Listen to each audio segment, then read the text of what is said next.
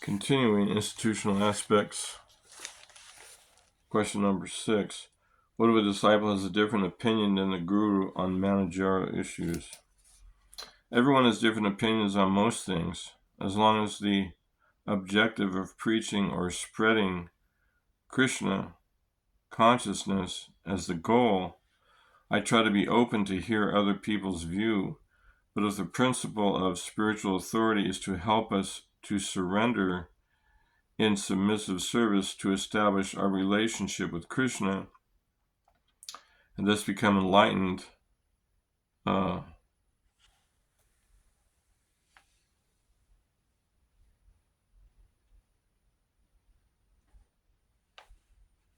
messed that up.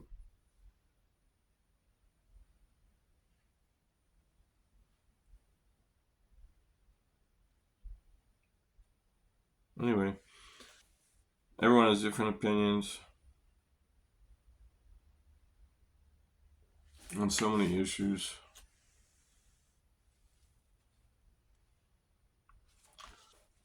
But as long as the principle of following the process of Krishna consciousness is maintained, it's okay to have a discussion and try to figure out a medium ground on things, especially on managerial issues. On spiritual principles, there should be no disagreement. On managerial issues, there may be so many different disagreements. Number 7, do the Guru's instructions have a higher priority in the disciple's life than those of local managers? Please briefly describe.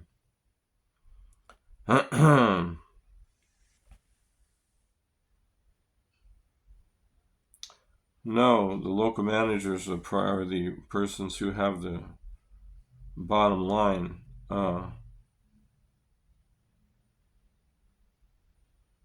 For issues concerning temple management for practical services, no. For the personal development of one's spiritual life, if the Guru is training the disciple in the mood of devotional service because he knows the disciple better, then yes.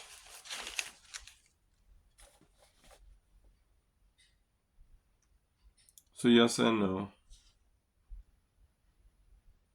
Generally, if they're living in the temple, they have to follow the temple authorities because they're the ones who are managing the temple. If it's a grihasta who's outside of the temple management, then it just depends on the service that the Guru is trying to... It depends on the relationship of those people with the temple.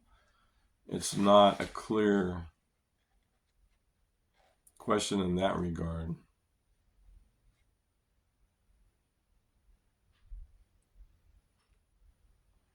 Number 8, is it okay for grihastas to accept salary from the temple? Briefly explain.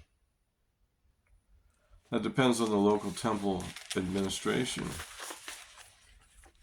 Here in Dallas, they employ several people to get the services done because they feel that's the only way to get them all done properly. So it depends on the actual managers and the particular setup of each temple. We may have our philosophical disagreements with this person getting paid, that person not getting paid, and this and that. We found ourselves in a very interesting stage in our movement where sometimes we have to pay people to do the services because we don't have any more brahmacharya or brahmacharini ashrams. So it has to be done in such a way that at least we can get it done if there's no other way to do it. And that may be that we've overdone what we're practically doing. That means maybe we overextended ourselves. But if it's an old situation where, we have to get it done, then we have to get it done no matter what. So we pay the grihastas something or whatever, give some stipend. It all depends on the circumstances.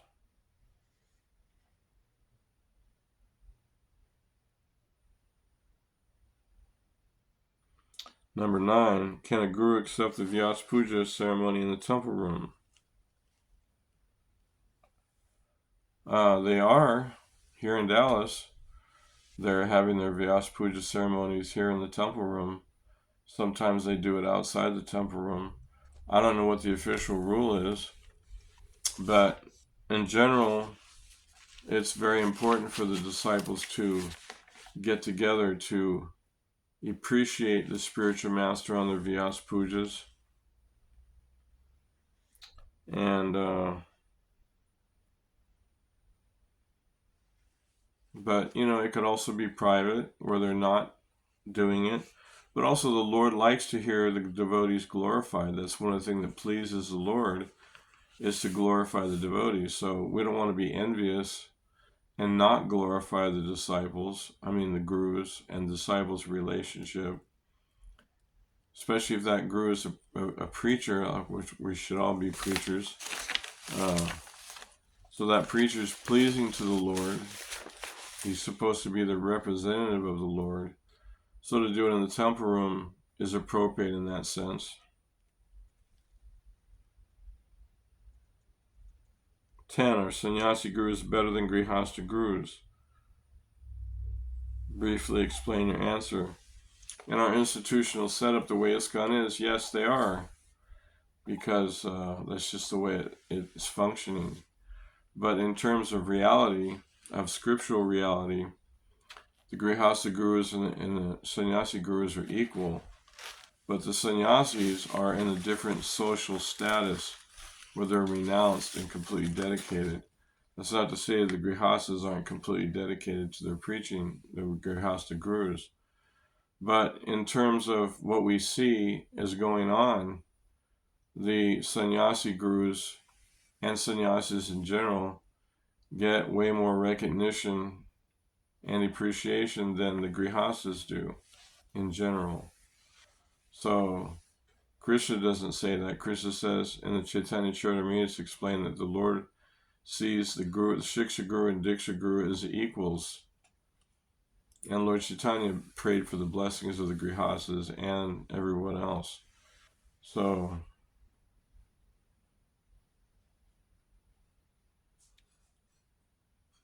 yes and no. Number 11, what level of authority does the guru's spouse have on his disciples? See what I wrote down here.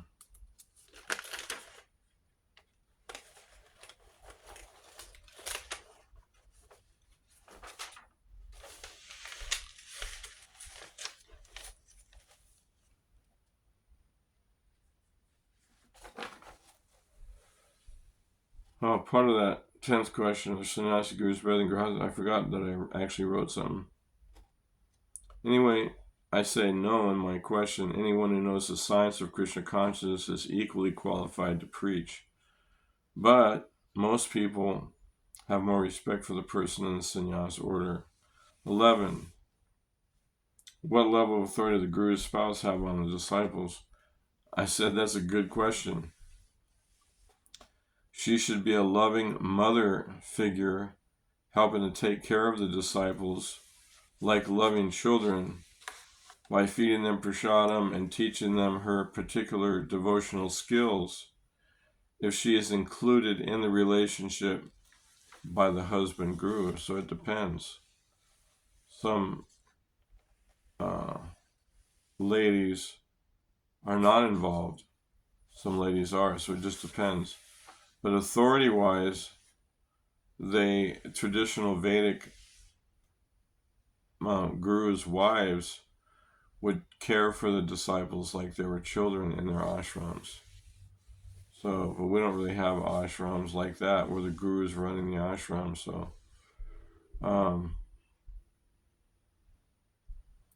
depends on how authoritarian the lady is and thinks that they have some authority, whereas if they really do have any authority. I don't know what the official ISKCON standard is on that. I don't know. I've never studied that one. Number 12, can a brahmachari guru marry a disciple?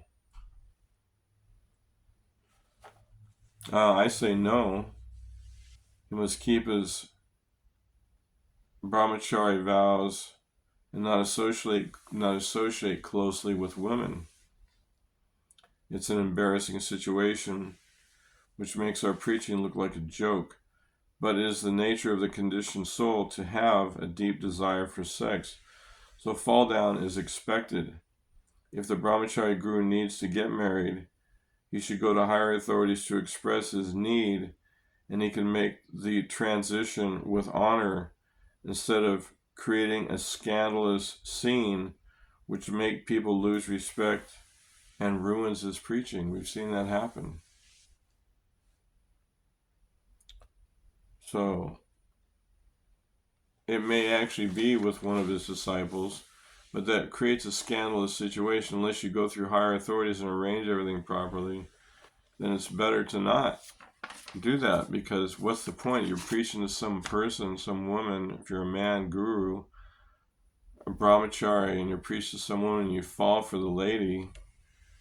It's pretty obvious that you've fallen from your guru position, in a sense, that you're chasing after somebody who you want to marry.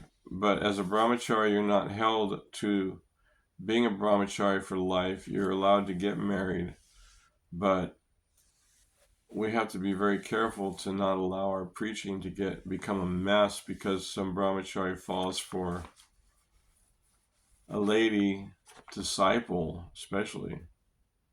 I mean, I was on a committee to discuss that kind of situation a couple years ago, where somebody, but they weren't brahmacharis, but they were retired, and then all of a sudden they fell in love with the prospective disciple, and wanted to get married, and it just creates a mess. So it's better to keep it all organized properly so that we don't mess up our preaching activities. Number 13, can a Grihastha guru marry more than one spouse? In our country, no. Marrying more than one person's not allowed. Although in Vedic society, it was okay for the Kshatriyas and wealthy people to have more than one wife, because it helps the women to not, as Prabhupada says, to become prostitutes by finding men to have relationships with and not be serious about it.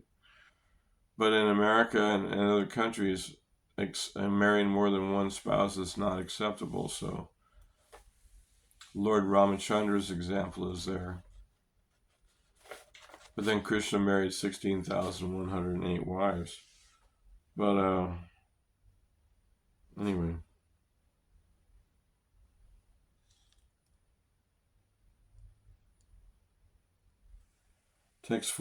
Question number 14.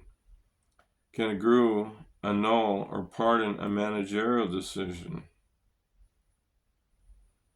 that affects the disciple?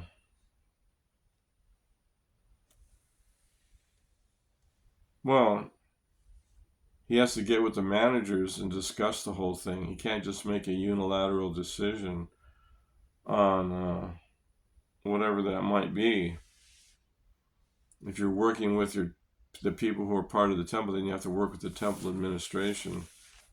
So that all depends on how you work it out with the authorities.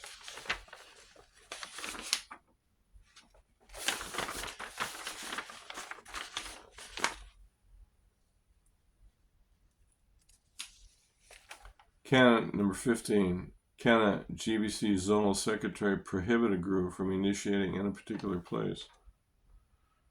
I say yes, if there's something wrong with that guru and he's not getting along with he's doing something wrong, or he's fallen or something.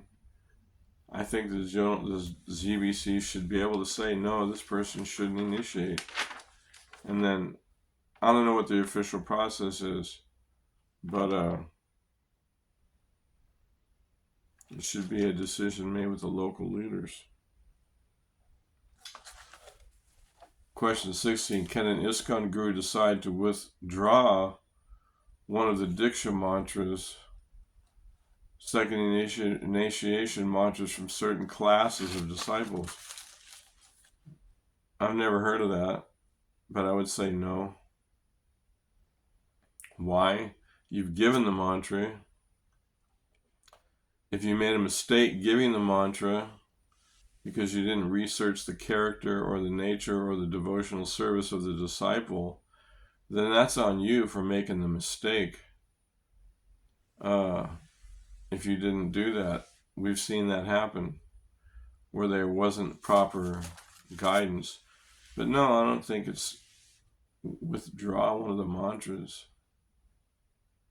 I've never heard of such thing. Anyway, 17. Can an ISKCON guru alter the standard set of Diksha mantras received from the guru?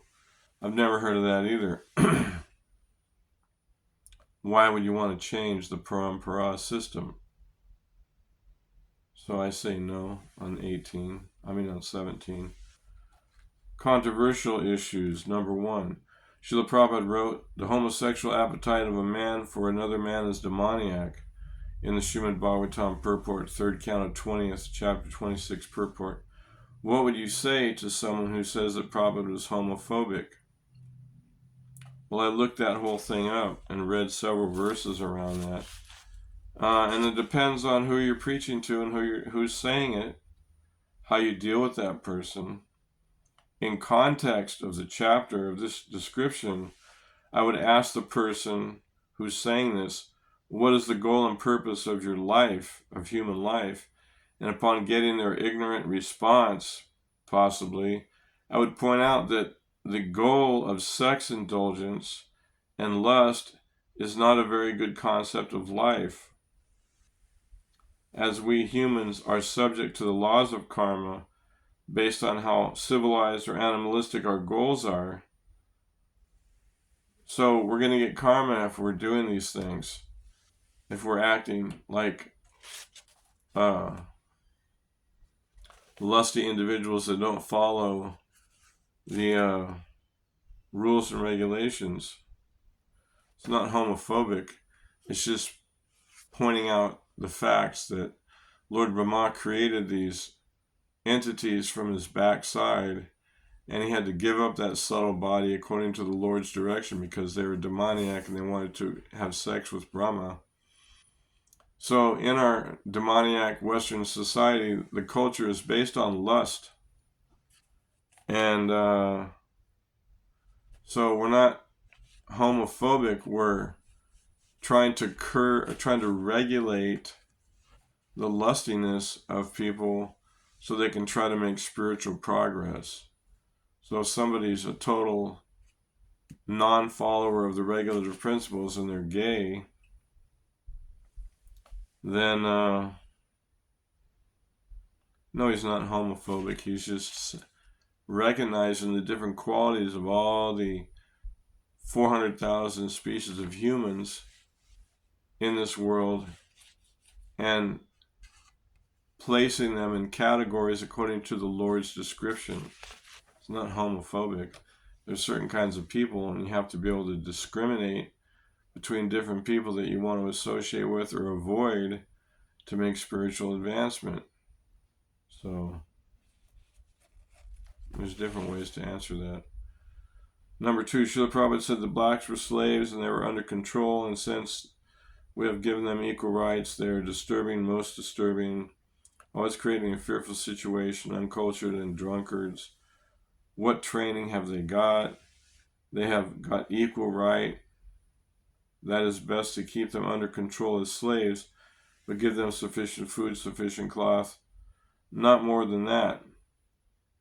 Then they will be satisfied. Conversation in Mayapur, 14th February 1977. Is Srila Prabhupada condoning or promoting slavery? Please explain your answer.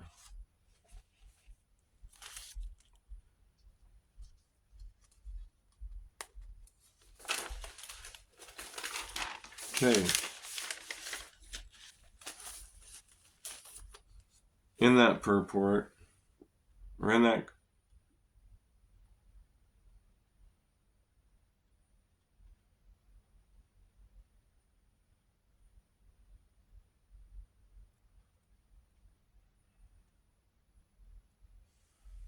So Srila Prabhupada's view on everything was from the Shastra and from practical experience. So there's different ways to deal with different kinds of people in human society. And the uncivilized folks with two legs, the human animals, there's different ways to deal with them. And there's ways to engage them in Krishna consciousness. So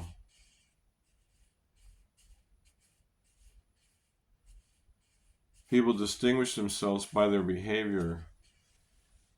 So no, Prabhupada is not encouraging slavery, but he is aware of the ancient history of this universe, according to the scriptures, where even Krishna had so many millions of slaves. There's so many slaves that were taken care of like children. So, Varnashram means there's lots of different ways to look after people and take care of people. So the mismanagement of the materialistic society is not acknowledging the different natures of people. Just like in America, we don't have farmers anymore. It used to be 46% of America were farmers, and now less than 2%. So in our modern materialistic way of city life, we've got certain parts of the cities where people do a lot of crime and a lot of sinful activities.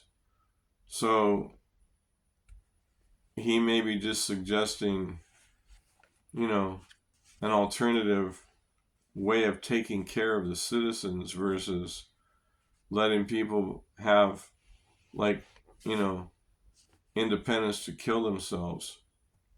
If people don't know how to act like civilized human beings, then maybe they should be managed in a certain way that they are able to take care of themselves or be taken care of, so they become happy. It's not all one. Everybody's got different natures. So no, he's not saying we should have slaves, but he is saying that we need to be sensitive how to take care of people who aren't being cared for. They're just thrown in these cities. And we could be having farm communities where thousands of millions of people live out of the cities and live in simple ways and become happy. No, he's not promoting these things, but he's recognizing the different qualities of different people and citing history from the ancient Vedic cultures to show that there is a good way to deal with people who are different from the civilized culture of Vedic knowledge. Number 3, Srila Prabhupada said the blacks were slaves. They were under control, and since we have given them equal rights, they are most disturbing, always creating a fearful situation. Uncultured and drunkards, what training have they got? They have not got equal. That is best to keep them under control as slaves, but give them sufficient food, cloth, and more than that, then they'll be satisfied. Would you respond to someone saying that Srila Prabhupada is? What would you respond to someone saying that Srila Prabhupada was racist?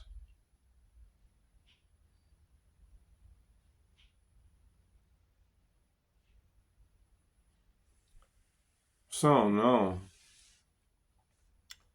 there's no racism.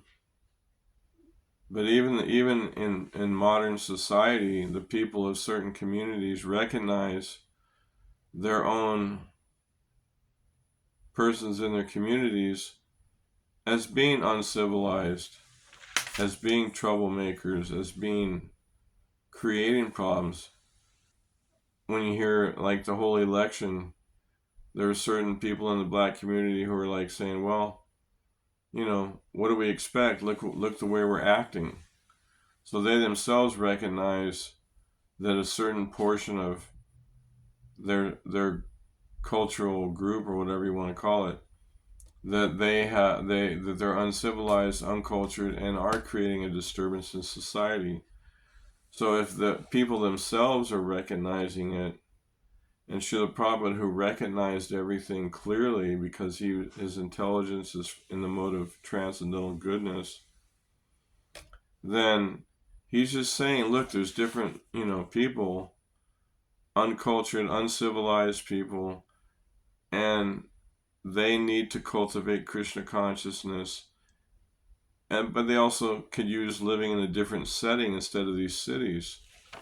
So he's just suggesting, different ways to take care of different kinds of people. So he's not a racist. He's just recognizing the qualities that the people are displaying and trying to come up with an alternative according to Varnashram that will help the people become peaceful so they can cultivate spiritual life. So no, he's not a racist. Number 4, how would you explain that Srila Prabhupada said that Hitler was a good man? Morning Walk, Berkeley, October 1972, and a gentleman. I haven't listened to those walks, so I don't know the context. But different things he said. He said that materialists there's 2 different kinds of empowered people. Some are empowered Vaishnavas and some are empowered materialists who are designated as somebody who has a big role to play in the materialistic society. So we could say that Hitler was one of those people, and he committed many sinful activities. But then when you talk about India, the Germans didn't like the British, so they had a common enemy with the British.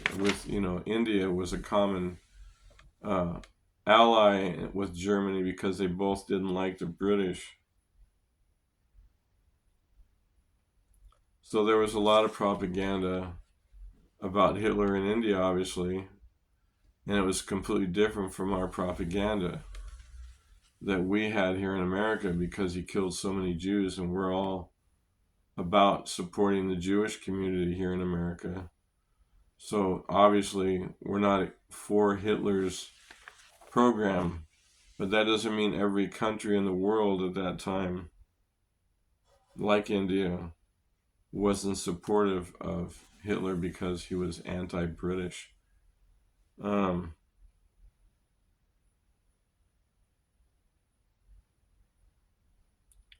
Anyway, Hitler had there was more Sanskrit scholars in Germany than there was in India. And so they took a lot of teachings from the Vedas and utilized them for their Aryan society values and different things. So of course that's controversial. We're like anti-Hitler. But in India, obviously it seems like they weren't anti-Hitler. That's my take on it. Number 5, Srila Prabhupada wrote women are generally considered less intelligent. 7.235 purport. So I read that whole chapter, several verses in that whole area there. So, according to that purport, women's natures are classified as a lower birth, according to Krishna and Bhagavad Gita. The Sudras, the Vaishyas, and the women. Women are called Stri, which means one who increases the material field, which promotes entanglement in the cycle of birth and death, as well as any materialistic person, is the same. They are not exclusive to the description of being less intelligent. Anybody who's in the modes of material nature, the mode of ignorance, passion, goodness, and they think they're the body, they're considered less intelligent. He wasn't just singling out women in those descriptions.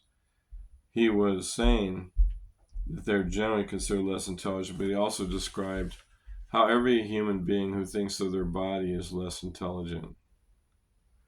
And then Prabhupada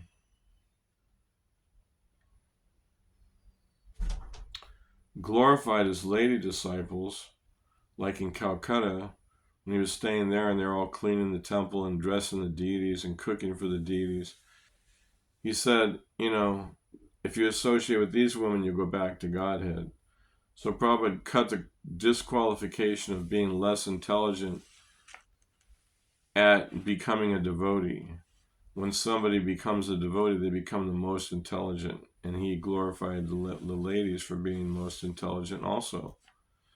So, in materialistic society, everybody's under the blanket of less intelligence because they think they're the body, not just women.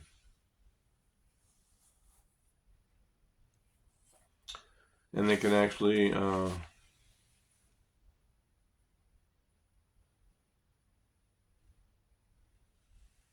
I made a note here. Actually, the question is a misquote of the purport. The purport states that anyone living in the bodily concept, considering the body to be oneself, is considered less intelligent. So the whole uneducated population are classified as less intelligent.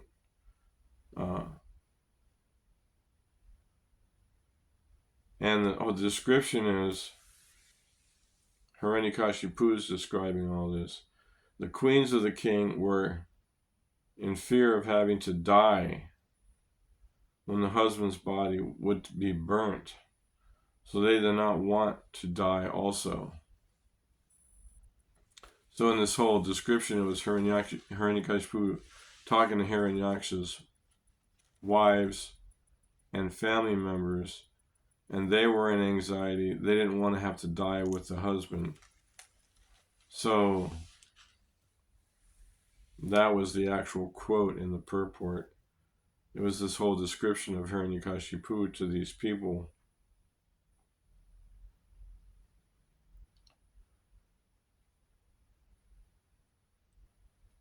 Because they were lamenting the death of their husband.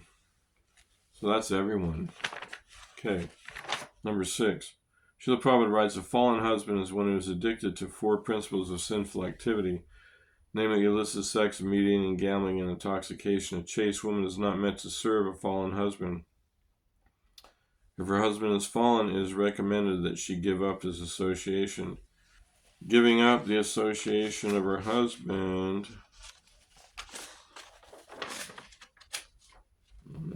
I lost the paper here.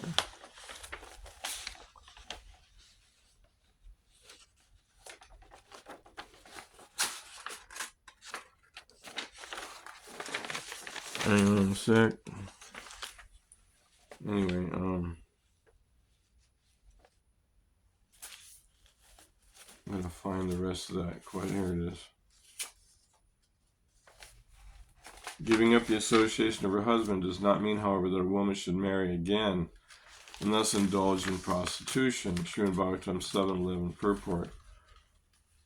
Why would that be considered prostitution? To leave a fallen husband and get remarried. Okay. Because there's no divorce in Vedic culture, but separation is here recommended. Once married, the wife is to remain as wife, properly married to the husband.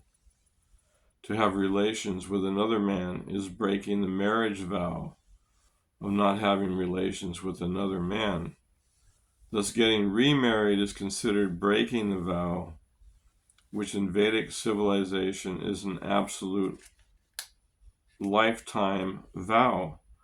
Thus is considered prostitution,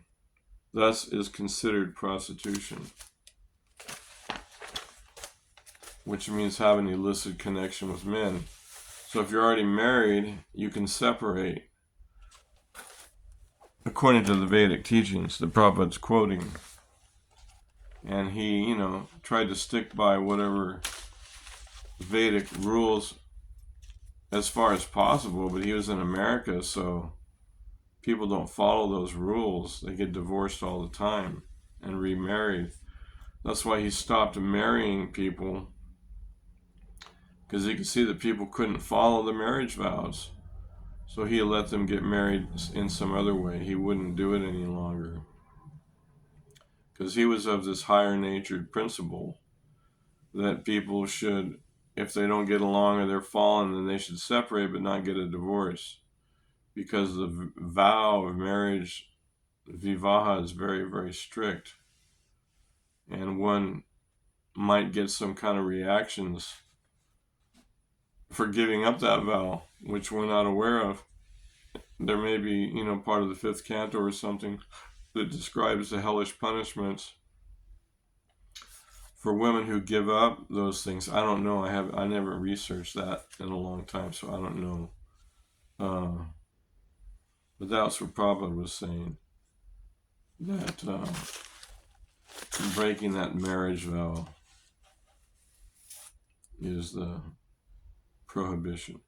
Number 7, Srila Prabhupada writes, a man is always famous for his aggression toward a beautiful woman, and such aggression is sometimes considered rape. Although rape is not legally allowed, it is a fact that a woman likes a man who is very expert at rape. How to understand this statement? Well, it explained itself. A man is famous for his aggression towards a beautiful woman, and beautiful women like the aggressiveness of men. They don't dislike it. So my answer, in the description, in that part of the chapter of the Bhagavatam referenced, uncultured society considers sex to be the ultimate goal of human life.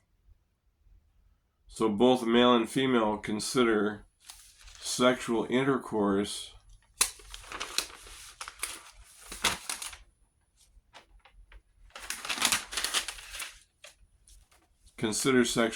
to be the highest pleasure. So, thus, aggressive, passionate sex is enjoyed by female and male. Because there may be shyness in the woman who enjoys the passionate advances of the husband, may, to enjoy more and show resistance externally, while in her mind she enjoys the lusty, passionate act of the lover forcefully raping or having rough sex. Everyone knows this from the examples of so many stories and movies and practical experience. That's why women remain together with aggressive men, because they enjoy the lusty passion. In our materialistic, sex-orientated society, people without religious principles are fallen in this condition. Pornography, prostitution, etc. So Prabhupada explained it there, that people in a materialistic society think that sex is the actual only goal of life. So, it's too bad they took out that whole part of the purport in the Bhagavatam, because it explains it very nicely already in that purport.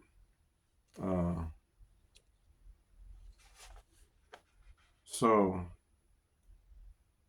people don't want to, they want to say that Prabhupada was this or Prabhupada was that, and then he used that word rape, but really what it meant was that some people who are totally absorbed in sex life as the all-in-all, which many people are, not talking about this cultured human society of people that's not their priority. This is talking about the animalistic, only sex-enjoying type people. It's not talking about the cultured section of society that has principles and they only do things in a very regulated, proper way. These people don't have any principles. They're into sex, and that's their whole life. So you have to distinguish between lusty, uncultured people and cultured people who are doing things properly. So these words, although strong, are just basically realistic descriptions of a society of people who are very animalistic. Next one. Srila Prabhupada writes, a man is always famous for... Srila Prabhupada writes, generally, separation between husband and wife is due to womanly behavior. Divorce takes place due to womanly weakness. Srimad Bhagavatam 4.3.3 purport. How are we to understand this?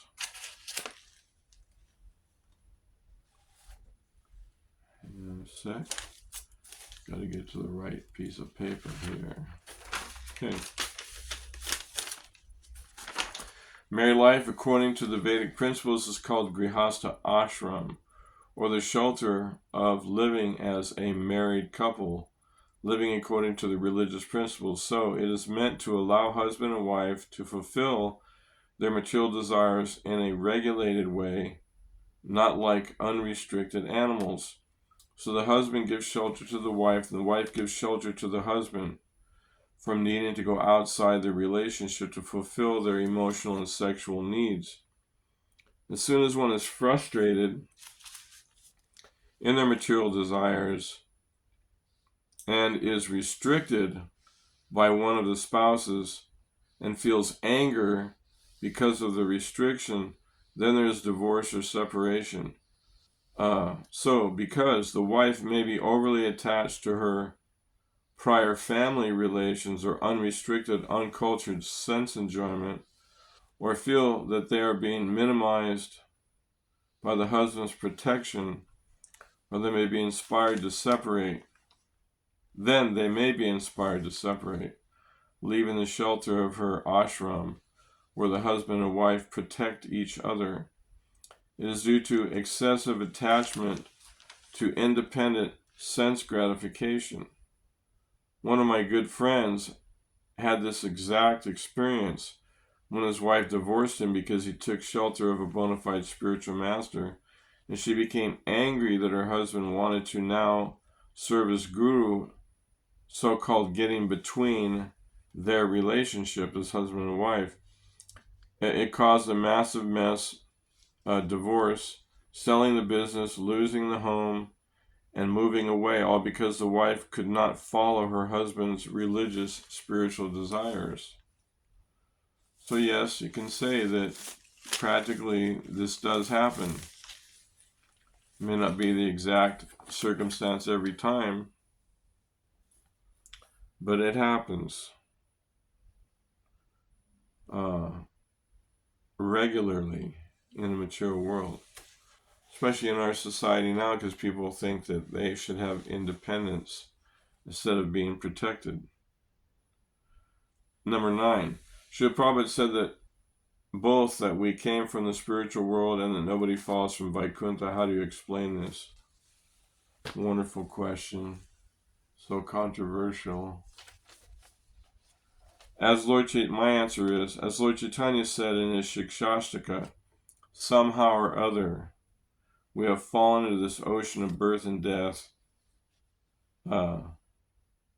Then begging the Lord to please pick me up from this